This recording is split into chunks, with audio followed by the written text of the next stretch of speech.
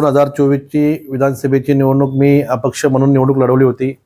आपल्या सर्वांना माहिती आहे, कर्जत खालापूरमध्ये माझा अगदी थोडक्या मताने माझा पराभव झाला होता। परंतु ही निवडणूक लढवत असताना महेंद्र थुर्वेंनी या निवडणुकीला सामोरे जात असताना अनेक माझ्या मतदारांना धमकवण्याचं काम केलं। चुकीच्या पद्धतीने या निवडणुकीला ते सामोरे गेलेले आहेत। हे कर्जतमधील पूर्ण जनतेला, कर्जत खालापूरमधील पूर्ण जनतेला माहिती आहे।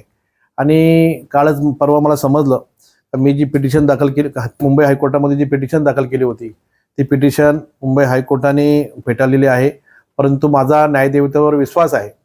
मी अगदी 2 दिवसामध्येच दिल्ली सुप्रीम कोर्टामध्ये माझी नवीन पिटिशन दाखल करून अपील करून मला न्याय मागण्याचा मी प्रयत्न करणार आहे। आणि माझा न्यायदेवतेवर विश्वास असल्यामुळे मला पूर्ण गॅरंटी आहे की ही निवडणूक, ह्या पिटिशनचा निकाल माझ्या बाजूने लागेल।